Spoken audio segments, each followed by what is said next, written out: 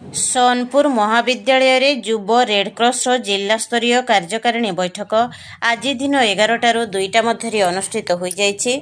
जिला जुब रेडक्रॉस कार्यकारिणी कमिटीर सभापति तथा सोनपुर महाविद्यालय अध्यक्ष प्रोफेसर राजीव लोचन आचार्य सभापतित्व में अनुष्ठित कार्यक्रम मुख्य अतिथि भाव में राज्य विपर्यय परिचालना मास्टर ट्रेनर डॉक्टर सत्यनारायण होता, सम्मानित अतिथि भाव में सोनपुर महाविद्यालय ओडिया भाषा साहित्य विभाग मुख्य डॉक्टर सौरभ रंजन खमारी योगदान करी समाज सेवा तथा रक्तदान क्षेत्र में जुब रेडक्रॉस को आगे नेबापई आह्वान करथिले।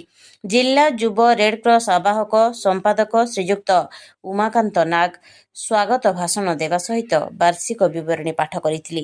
जिले में नूतन रूपे खोलिथिबा महाविद्यालय गुड़िकरे नूतन जुब रेडक्रॉस शाखा खोलिबा, विभिन्न सचेतनात्मक कार्यक्रम महाविद्यालय स्तर में आयोजन करिबा, रेडक्रॉस वार्षिक देय पैठक करिबा पई जिला जुब रेडक्रॉस संयोजक श्रीजुक्त विश्वनाथ मिश्र सूचना प्रदान करथिले।